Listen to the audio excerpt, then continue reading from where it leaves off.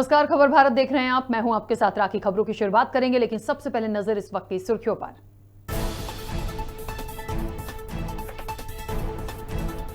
भोपाल के अवैध प्रतिमा marriage garden पर हुई कार्रवाई। प्रशासन ने मैरिज गार्डन को किया जमींदोज। कार्रवाई के बाद संचालक ने लगाए कई आरोप।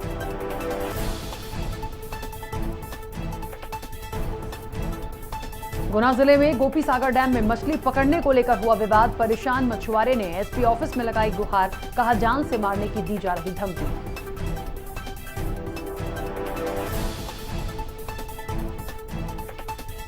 फिल्म डायरेक्टर ऋषिकेश पांडे ने मीडिया से की चर्चा। पन्ना में होगी 3 तेलुगु फिल्मों की शूटिंग। स्थानीय कलाकारों को मिलेगा मौका।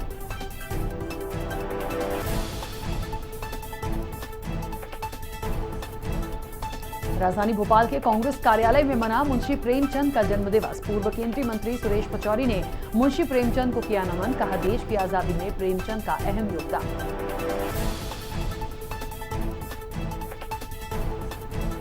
मध्य प्रदेश में फिर हुआ मौसम सक्रिय। मौसम विभाग ने प्रदेश के कई जिलों में जारी किया अलर्ट।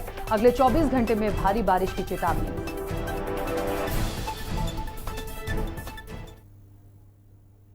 चलिए खबरों की शुरुआत करेंगे। भोपाल के अयोध्या नगर बाईपास पर प्रशासन ने बड़ी कार्रवाई की है। प्रशासन ने अवैध प्रतिमा मैरिज गार्डन को जमींदोज कर दिया है। तहसीलदार मनोज श्रीवास्तव ने खबर भारत को बताया कि मैरिज गार्डन संचालक को पहले से अतिक्रमण हटाने का नोटिस जारी किया गया था।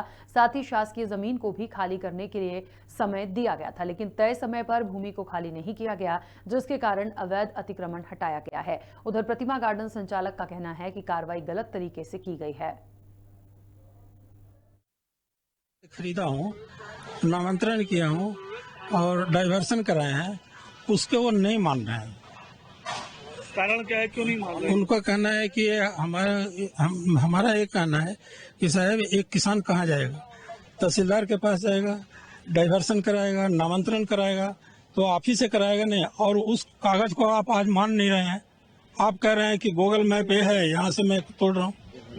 तो आखिर जो मेरा जमीन है 14,000 साढ़े 12,000 स्क्वायर फीट 2 रजिस्ट्री है, ये जमीन गई कहाँ?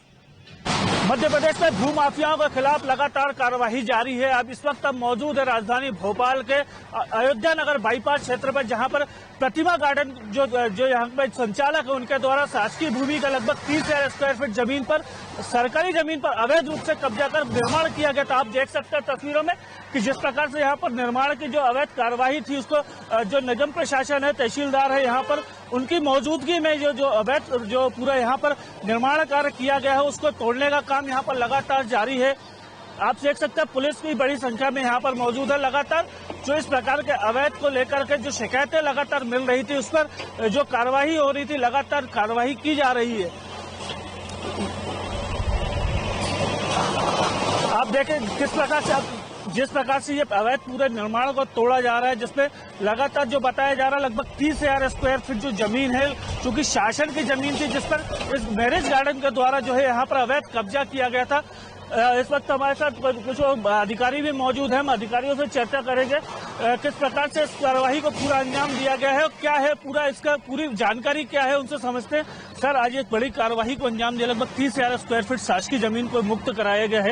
ये कौन है, ये कहाँ है, क्या है संचालित? एक सिद्धेश्वर प्रसाद जी हैं, जिन्होंने यहाँ पे मैरिज गार्डन संचालित किया था। उनसे लगी हुई उनकी निजी भूमि है, उससे उन्होंने आगे बढ़ा के सरकारी भूमि पर अवैध कब्जा कर लिया था, जिसका मेरे न्यायालय तहसीलदार न्यायालय में केस चला और उनको इनका बेदखल किया गया जमीन से। बेदखल के उपरांत इनके खिलाफ कार्रवाई करते हुए 3 दिन का अवसर दिया था, हटा लें।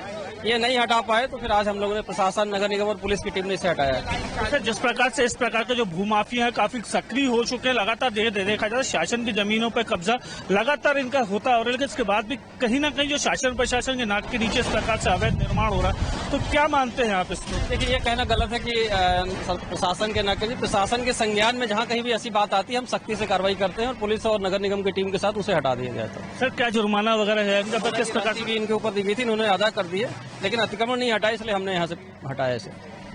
तो ये तो मनोज श्रीवास्तव जिनका साफ तौर पे कहना है कि अतिक्रमण को लेकर के हम कार्यवाही लगातार कर रहे हैं, जो भी मामला संज्ञान में आ रहा है उस पर तो देखते हुए कार्यवाही की जा रही है। कैमरा पर्सन सतीश गुप्ता के साथ प्रदीप तलिया, खबर भारत, भोपाल। चलिए आगे बढ़ेंगे। गुना जिले में गोपी सागर डैम में मछली पकड़ने को लेकर विवाद हो गया, जिससे परेशान मछुआरा एसपी ऑफिस पहुंचा और जहां फरियादी ने राज सिंह बंजारा ने एसपी से न्याय की मांग की है। पीड़ित ने बताया कि देवकी केवट झूठे मामले में फंसाने की धमकी दे रहा है, साथ ही जान से मारने की धमकी दी जा रही है।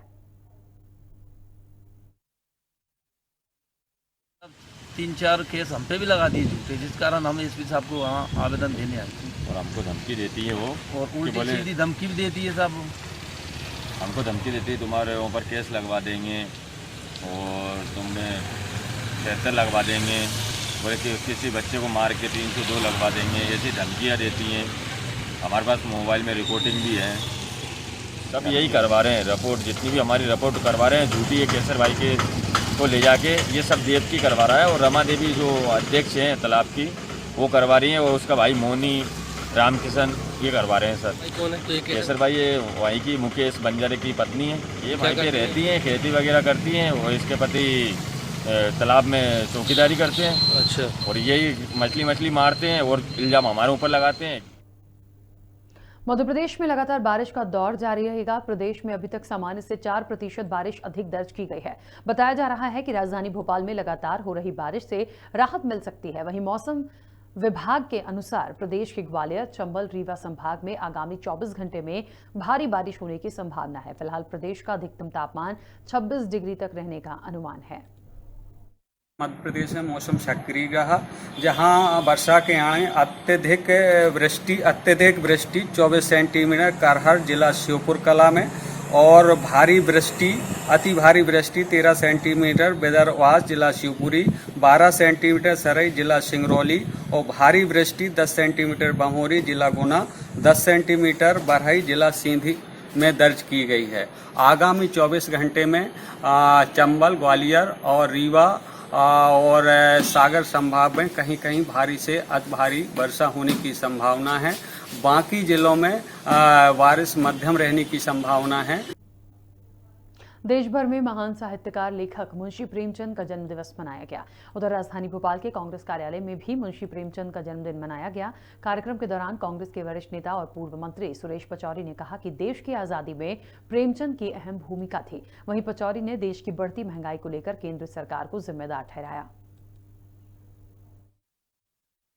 लेखनी थी, उसमें कई बातें हमें नजर आती थी।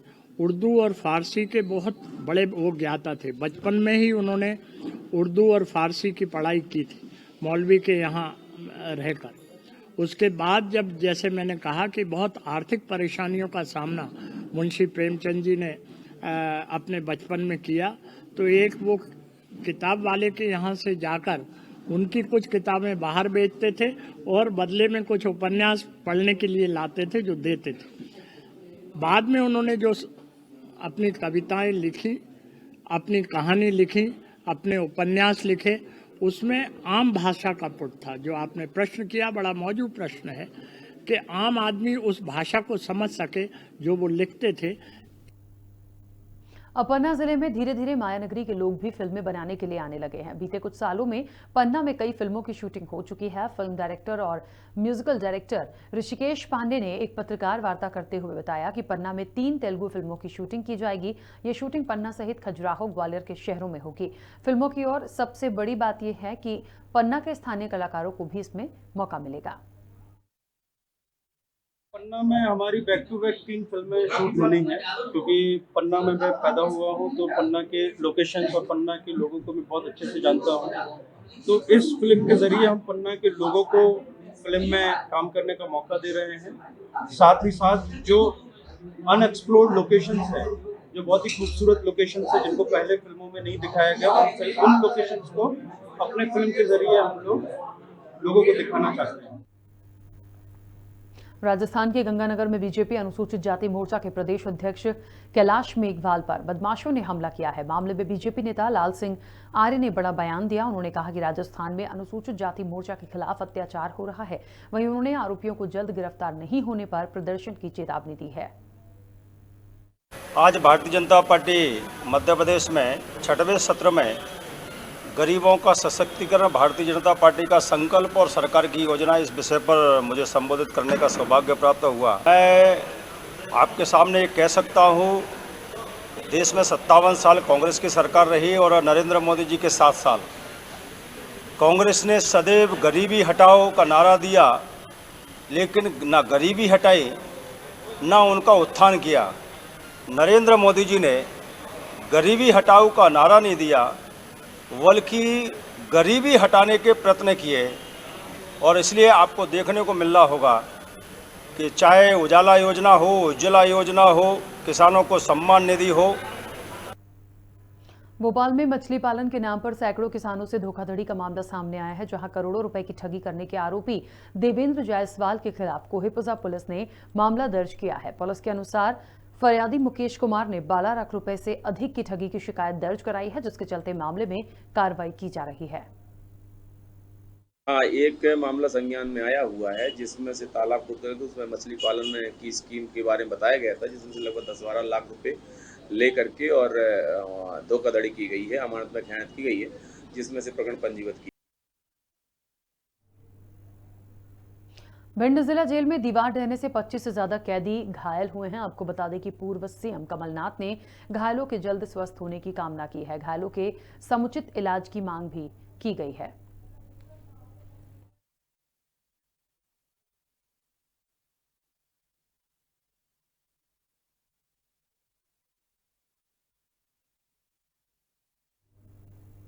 राजधानी भोपाल में जुआरियों से साठगांठ में फंसे पुलिसकर्मी सटोरियों से ऊपर आपको बता दें कि रुपए लेने के आरोप उन पर लगे थे। एसपी ने इस पूरे मामले में संज्ञान लिया है और इसके साथ ही कई लोगों से पूछताछ भी इस पूरे मामले को लेकर की गई है।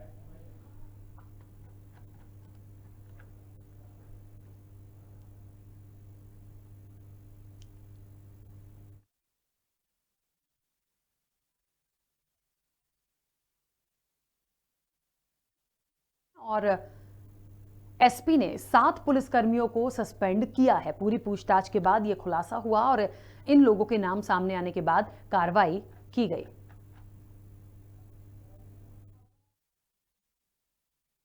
ये था ऐशबाग में 7 जो पुलिसकर्मी पदस्थ थे, उनको एसपी सर द्वारा अभी सस्पेंड किया गया है। जब जांच के दौरान ये तथ्य सामने आए थे कि इन लोगों का सटोरियों के साथ में बातचीत होना पाया गया है और अन्य जो संलिप्तता और संदिग्धता जो थी इस सटोरियों के साथ में, वो भी इनके साथ दर्शाई गई है, जिसके बाद ये एक्शन लिया गया है। इसमें जो पहले टीआई थे जिनको लाइन अटैच किया गया है, उनकी भूमिका नहीं है, लेकिन अन्य जो पुलिसकर्मी जो पदस्थ है ऐशबाग थाना क्षेत्र में, उनकी भूमिका जरूर कुछ सामने आ रही है, जिसको अभी जाँच में रखा गया। ये था ऐशबाग में 7 जो पुलिसकर्मी पदस्थ थे, उनको एसपी सर द्वारा अभी सस्पेंड किया गया है। जब जांच के दौरान ये तथ्य सामने आए थे कि इन लोगों का सटोरियों के साथ में बातचीत होना पाया गया है और अन्य जो संलिप्तता और संदिग्धता जो थी इस सटोरियों के साथ में, वो भी इनके साथ दर्शाई गई है, जिसके बाद ये एक्शन लिया गया है। इसमें जो पहले टीआई थे जिनको लाइन अटैच किया गया है, उनकी भूमिका नहीं है, लेकिन अन्य जो पुलिसकर्मी जो पदस्थ है ऐशबाग थाना क्षेत्र में, उनकी भूमिका जरूर कुछ सामने आ रही है, जिसको अभी जाँच में रखा गया। ये था ऐशबाग में 7 जो पुलिसकर्मी पदस्थ थे, उनको एसपी सर द्वारा अभी सस्पेंड किया गया है। और इसी के साथ इस बुलेटिन में फिलहाल इतना ही। आप बने रहिए खबर भारत के साथ।